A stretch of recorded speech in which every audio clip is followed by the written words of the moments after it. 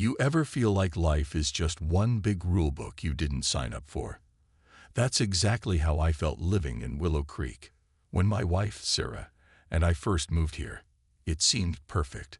The houses were neat, the streets clean, and everyone smiled as if they'd been cast in some TV show about ideal neighborhoods. But beneath that shiny surface, there was something darker, something controlling. It all started with small things, tiny details no one would notice unless they were looking for problems. Our mailbox, for instance, we painted it blue because we liked how cheerful it looked against our white picket fence. But apparently, blue wasn't specific enough. A week after moving in, a letter showed up under our door. It said our mailbox color violated the HOA guidelines. Not navy, not cobalt, but Willow Creek bluedom, whatever that meant. They gave us 7 days to fix it or face a fine of $50. Sarah rolled her eyes when I complained. "It's just paint," she said, grabbing her jacket.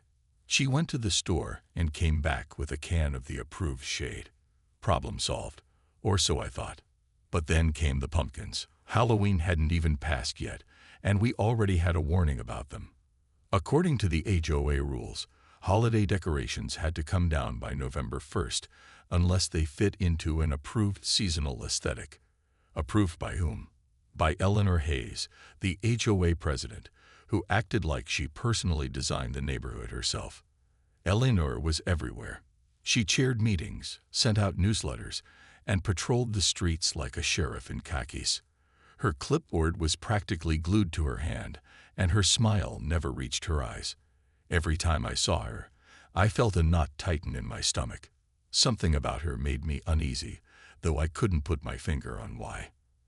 Things got worse when someone reported us for leaving our garbage cans out overnight. Garbage cans, the same ones every other house used, except ours broke rule number 478B. All trash receptacles must be stored out of sight by 6 p.m. Seriously, who sits around thinking up these things? By now, frustration bubbled inside me like water boiling over. Who cared about mailboxes and pumpkins and garbage cans? Why did everything need to be micromanaged? But Sarah begged me to let it go. "Just follow the rules," she said. "It's easier than fighting." Easier, maybe, but not right. One evening, as I sat on the porch watching the sun dip below the horizon, I noticed Greg from down the street walking his dog. He waved, and I waved back. We'd exchanged pleasantries before, but this time he stopped at the edge of our driveway.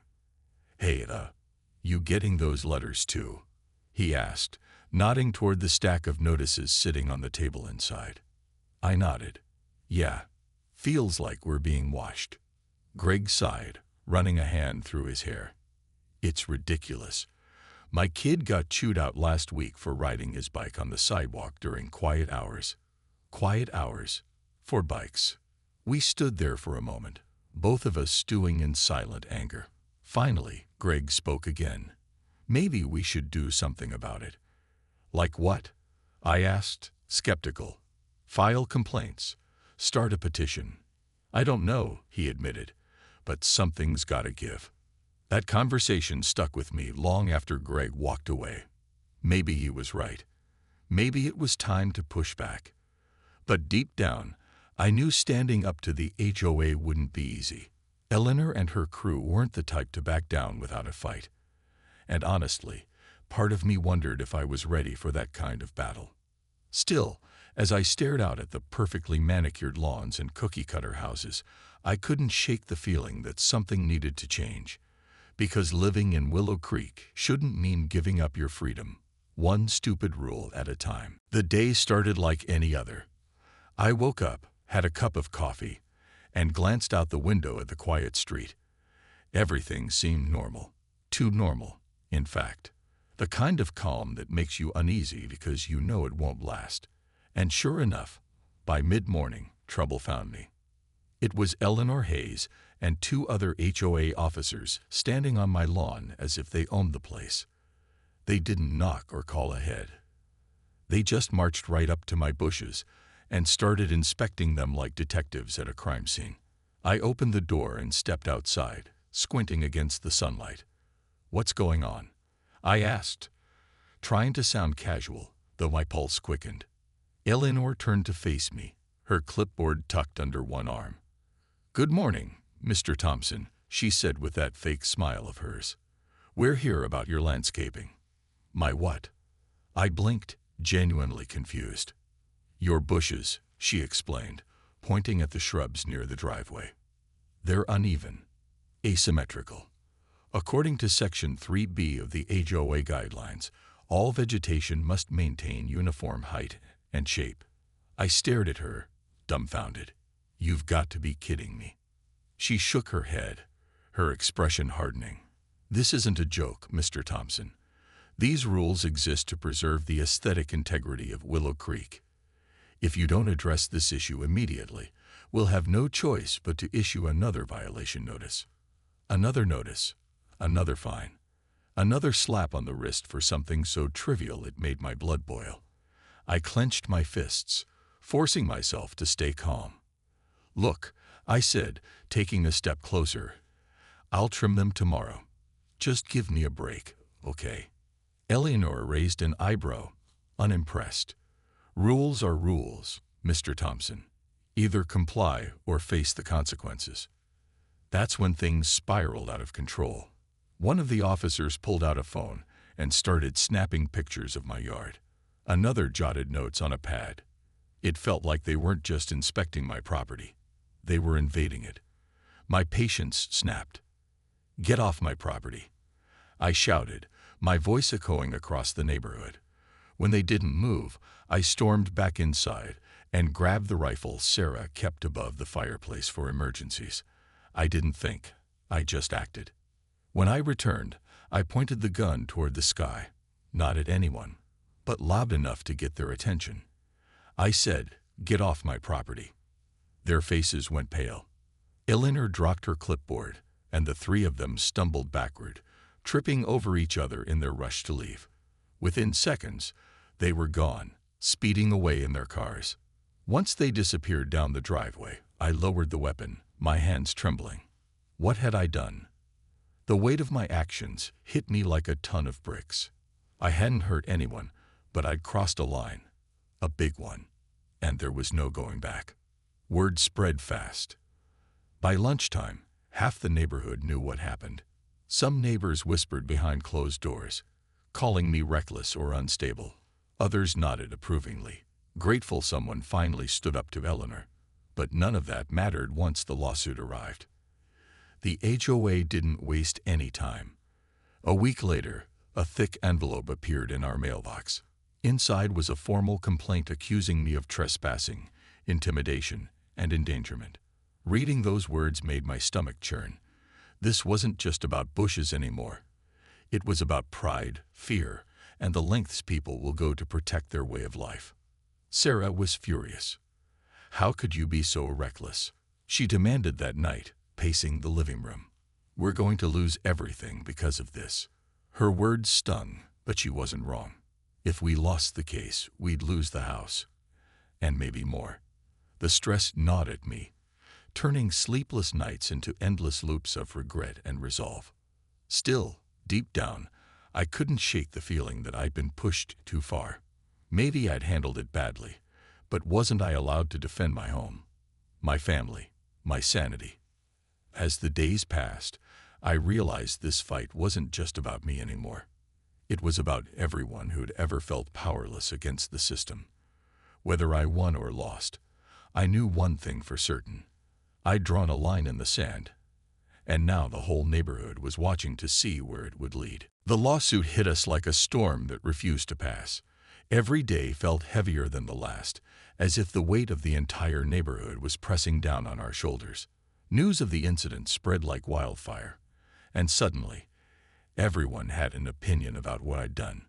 Some neighbors avoided me altogether, crossing the street when they saw me coming. Others whispered behind closed doors, their judgment hanging in the air like thick smoke.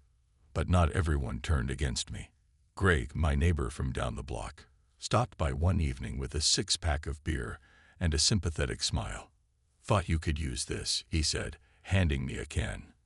We sat on the porch, sipping quietly for a while before he finally spoke up. "You know, people are talking." Greg began, his tone cautious. "Some think you went too far. But others, they're glad you stood your ground." I sighed, rubbing my temples. "Doesn't matter what they think. The HOA's suing me. If we lose, we might lose the house." Greg frowned, leaning forward. "That's rough. But hey, maybe it's time we fight back. For real this time." "What do you mean?" I asked, raising an eyebrow. "I mean, we gather support. Start a petition. Show the HOA that they can't bully everyone into submission." He paused, then added, "You're not the only one fed up with their nonsense." His words stuck with me long after he left. That night, I lay awake staring at the ceiling, thinking about what he'd said. Maybe he was right. Maybe I wasn't alone in feeling trapped by these rules. But organizing something like that would take courage and patience. Two things I wasn't sure I had anymore. Sarah didn't share my optimism. When I mentioned Greg's idea over breakfast the next morning, she nearly dropped her coffee mug. "Are you serious?" she snapped. "We're already neck-deep in trouble. Do you really want to make things worse?" "It's not about making things worse," I replied, trying to stay calm. "It's about standing up for ourselves, for all of us. If we don't push back now, they'll keep pushing forever." She shook her head, exasperated. "And what happens when they come after us even harder? What happens to Luke and Emily? Have you thought about them?" Her question hit me like a punch to the gut. She was right. I hadn't considered how this battle might affect my kids. They'd been teased at school already, labeled as the crazy family because of me. Was I dragging them into something they didn't deserve? Still, the idea of giving up gnawed at me. I couldn't shake the image of Eleanor smirking during that confrontation on my lawn. Her clipboard, her rules, her power, it was all designed to control us. And I hated it. Over the next few days, I started reaching out to other neighbors, cautiously testing the waters. To my surprise, many shared my frustrations. Mrs. Patel, who lived across the street, confessed she'd been fined for planting marigolds instead of the approved petunias. Mr. Rodriguez admitted he'd received a warning for parking his truck in his driveway overnight. Even quiet old Mrs. Thompson, who rarely spoke to anyone, revealed she'd been reprimanded for hanging bird feeders without permission.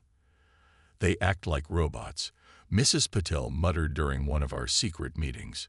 "No heart, no soul, just rules." Despite their grievances, most were hesitant to join the fight. Fear kept them silent. Fear of fines, lawsuits, or being ostracized by the rest of the community. It was infuriating but understandable. No one wanted to risk losing their home or peace of mind. As the weeks dragged on, tension simmered beneath the surface of Willow Creek. Flyers appeared on windshields overnight, both supporting and opposing change. Someone spray-painted "Rule Breaker" on Greg's car. Anonymous notes slid under doors, threatening retaliation. The once pristine neighborhood now felt like a powder keg waiting to explode. Through it all, I wrestled with doubt. Was this worth it? Could we really win against someone like Eleanor, who seemed untouchable? Or was I leading us all toward disaster? One thing was certain. There was no turning back now. Whatever happened next, Willow Creek would never be the same again. The trial was set for a crisp autumn morning, and the days leading up to it felt like an eternity. Every knock at the door made my heart race, expecting another summons or piece of bad news. Sleep became elusive, replaced by restless nights filled with endless what-ifs. Would the judge see things my way, or would I be painted as some unhinged man who'd lost his grip on reality? On the day of the trial, Sarah dressed me in my only suit, a navy one we bought years ago for weddings and funerals, and tied my tie tighter than usual. "You need to look respectable," she said firmly, her hands trembling slightly as she adjusted my collar. Her voice softened after a moment. "Just stay calm. No matter what happens, don't let them rattle you." The courtroom was smaller than I expected, cramped and stuffy with rows of wooden benches that smelled faintly of polish. Neighbors packed the space, some curious, others hostile. But Eleanor sat front and center, looking every bit the part of someone determined to win. She wore a tailored blazer, her clipboard resting neatly on her lap like armor. Beside her, the HOA's lawyer shuffled papers, his expression unreadable. When my name was called, I stood up and walked to the stand, feeling all eyes on me. The prosecutor wasted no time tearing into me. "Isn't it true, Mr. Thompson, that you pointed a firearm at officers of the HOA while they were performing their duties?" "Yes," I admitted, my throat dry. "But—" No further questions. He cut me off before I could explain, sitting down with a satisfied smirk. My lawyer stepped forward next, his voice steady and reassuring. "Mr. Thompson, can you tell the court why you reacted the way you did that day?" I took a deep breath, gripping the railing of the witness stand. "It wasn't about the bushes," I began. "It was about everything. The constant fines, the inspections, the letters showing up under my door. It felt like they weren't just enforcing rules. They were trying to control us." He nodded, encouraging me to continue. "And how did these interactions make you feel?" "Trapped," I said honestly, like I couldn't breathe. They came onto my property without notice, snapped pictures, acted like they owned the place. I didn't know what else to do. My lawyer turned to face the judge.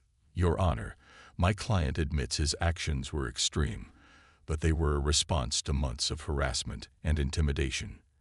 The HOA overstepped its bounds, violating not only common decency, but also my client's rights." Then came the cross-examination. The HOA's lawyer pounced like a predator circling its prey. "So you admit your actions were extreme, correct?" "Yes," I replied, forcing myself to stay calm. "And yet you claimed you were defending yourself." "I wasn't threatening anyone," I clarified. I pointed the gun toward the sky. All I wanted was for them to leave my property. He raised an eyebrow, skepticism dripping from his tone. "Surely there are better ways to handle disputes than resorting to firearms, wouldn't you agree?" I hesitated, knowing he had a point. "Yes, but when people push you to your breaking point, sometimes you react in ways you regret later." He leaned closer, his voice sharp. "Wouldn't you say your reaction proves you're unstable? A danger to this community?" Before I could respond, my lawyer objected, and the judge sustained it. Still, the damage was done. Doubt lingered in the air, heavy and suffocating. As the trial dragged on, both sides presented their arguments. The HOA argued that I had endangered lives and undermined their authority. My lawyer countered that their relentless targeting amounted to harassment, leaving me with no choice but to defend myself. Witnesses were called. Neighbors, Eleanor herself, even Greg, who bravely testified about the oppressive nature of the HOA's rules. By the end of the day, exhaustion weighed heavily on everyone. The courtroom emptied as the jury retreated to deliberate, leaving me alone with my thoughts. Sarah held my hand tightly, her silence saying more than words ever could. Waiting for the verdict felt like standing on the edge of a cliff, unsure if you'll fall or be pulled back. Whatever happened next, I knew one thing for certain. Life in Willow Creek would never be the same again. For me, for the HOA, or for anyone else caught in the middle of this mess. Waiting for the jury's decision felt like being trapped in a nightmare that wouldn't end. The courtroom had emptied except for Sarah, Greg, and me. Even Eleanor and her team had stepped out to pace the hallway outside, leaving us in an eerie silence broken only by the faint hum of fluorescent lights overhead. My leg bounced uncontrollably under the table as I stared at the clock on the wall, its ticking somehow louder than it should have been. Every second stretched into what felt like hours. I replayed the trial in my head. The prosecutor's sharp questions, my lawyer's passionate defense, the cold stares from neighbors who either supported or condemned me. What would they say when the verdict came down? Would they cheer, jeer, or just quietly slip away, pretending none of this had ever happened? Finally, after what seemed like an eternity, the bailiff called everyone back into the room. The jury filed in one by one, their faces unreadable masks. Some avoided eye contact entirely. Others glanced between me and Eleanor, as if weighing whose side they'd chosen. When the foreman stood up to speak, my heart thudded so hard I thought it might burst through my chest. "Your Honor," he began, his voice steady but clipped, "we find the defendant not guilty." For a moment, the world stopped spinning. Not guilty. The words hung in the air like a lifeline thrown to someone drowning. Relief washed over me so intensely I nearly collapsed into my chair. Sarah squeezed my hand so tightly I thought she might break it, tears streaming down her face. Greg let out a low whistle behind us, muttering, "Wow." The judge nodded solemnly and addressed the court. While the defendant's actions were extreme, the evidence presented suggests that the plaintiff's conduct constituted harassment and trespassing. Under these circumstances, his response, though inappropriate, was justified. Eleanor shot up from her seat, her face flushed red with fury. Her clipboard clattered to the floor as she stormed toward the exit, followed closely by her lawyer, who looked equally defeated. For once, her polished facade cracked wide open, revealing the raw anger beneath. Outside the courthouse, reporters swarmed us, shoving microphones in my face and firing off questions faster than I could process them. How does it feel to win? Do you regret using a firearm? What message do you have for HOAs everywhere? I didn't answer any of them. Instead, I wrapped an arm around Sarah and guided her to our car, eager to escape the chaos. As we drove home, the reality of what had just happened slowly sank in. We'd won, but at what cost? That night, sitting on the porch with Greg, I tried to make sense of it all. "Feels weird, doesn't it?" he said, sipping a beer. "Winning, I mean." "Like, now what?" I shrugged, staring out at the darkened street. "I don't know.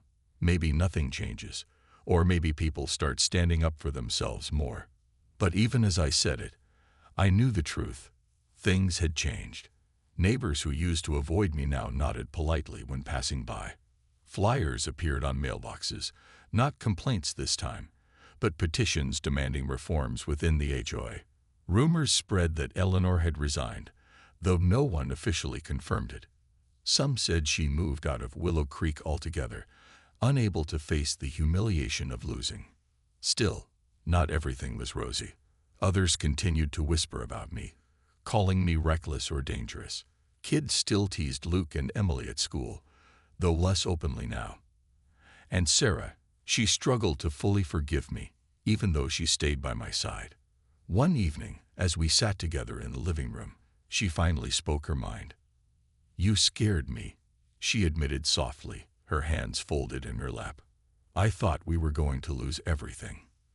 The house, the kids' stability, us." "I'm sorry," I replied, meaning it more than I ever had before. "I never wanted to put you guys through that, but I couldn't keep letting them push us around." She sighed, leaning her head against my shoulder. "I get it. I do. But promise me something. You'll think twice before doing anything like that again." "I promise," I said, wrapping an arm around her. And I meant it. This fight had taught me a lot about courage, consequences, and the fine line between standing your ground and crossing it. As the weeks passed, life in Willow Creek settled into a fragile new normal. The HOA backed off. For now. But I couldn't shake the feeling that this wasn't over. Something told me Eleanor wouldn't go down without a fight. Whatever happened next, I knew one thing for sure. I'd learned to pick my battles carefully. Because sometimes, winning isn't just about proving a point. It's about knowing when to walk away. Winning the lawsuit didn't magically fix everything. Life in Willow Creek didn't return to the glossy perfection it had been before. Not for me, not for anyone. The cracks in our carefully constructed neighborhood were now impossible to ignore. Some people saw those cracks as flaws. Others saw them as proof that change was possible. Either way, nothing felt quite the same. For starters, the HOA seemed to retreat into the shadows. Without Eleanor at the helm, their iron grip loosened considerably.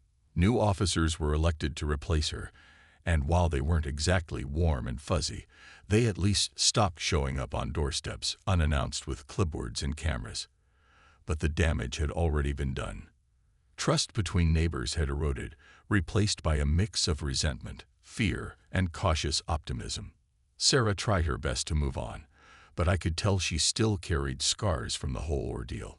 She'd wake up some nights, restless, muttering about what-if scenarios. What if we'd lost the house? What if the kids had suffered more than they already did? She never said it outright, but I knew part of her blamed me for dragging us into this mess, and honestly, I couldn't blame her. Every time I caught Luke or Emily staring at me like I was some kind of stranger, guilt gnawed at my insides. Still, there were moments when I thought maybe, just maybe, we'd come out stronger on the other side. Neighbors who once avoided eye contact started talking to me again. Not everyone, of course. Some still whispered behind closed doors, labeling me as reckless or dangerous. But others nodded respectfully, even thanked me quietly for standing up to the HOA. One afternoon, Mrs. Patel brought over a plate of homemade samosas, saying simply, we needed someone to say enough is enough. Greg became a regular fixture around our house, often stopping by to share updates about the petitions circulating through the neighborhood. People were pushing for reforms, clearer rules, fewer fines, more transparency. Some even suggested disbanding the HOA altogether, though that idea was met with resistance from those who believed structure kept Willow Creek civilized. Still, the fact that people were speaking up at all felt like progress. But not everyone backed down so easily. Eleanor Hayes wasn't one to fade quietly into obscurity. Rumors swirled that she'd hired private investigators to dig up dirt on me, anything to discredit my victory and reclaim her power. Late-night phone calls with muffled voices warned me to watch my back. Anonymous notes appeared under our door again, threatening retaliation. It was exhausting, living under that constant cloud of paranoia, wondering when the next shoe would drop. Then came the vandalism. One morning, I stepped outside to find red spray paint splattered across our garage door. You're not welcome here. Sarah gasped when she saw it, clutching her chest like she'd been punched. The kids refused to leave the house for days, convinced someone was watching us, waiting to hurt us. I wanted to fight back, to march down to the police station and demand justice. But Greg talked me down. Don't give them what they want, he said firmly. They're trying to provoke you. Don't let them win. So instead of retaliating, we cleaned up the mess, repainted the garage, and tried to pretend everything was fine. But deep down, I knew better. Fine wasn't something we'd be anytime soon. As weeks turned into months, the tension simmered but never fully boiled over. Eleanor eventually disappeared from the neighborhood altogether, selling her house and moving away without so much as a goodbye. Her absence left a void, but it also gave people space to breathe, to imagine a different kind of community, one where rules didn't suffocate and fear didn't dictate every decision. For me, the hardest part wasn't the backlash or the threats. It was realizing how much I'd sacrificed along the way. My reputation, my peace of mind, my family's sense of security, all gone because I'd decided to take a stand. Was it worth it? Sometimes I thought yes, especially when I saw neighbors smiling again, free from the shadow of Eleanor's clipboard. Other times, I wondered if I'd made a terrible mistake.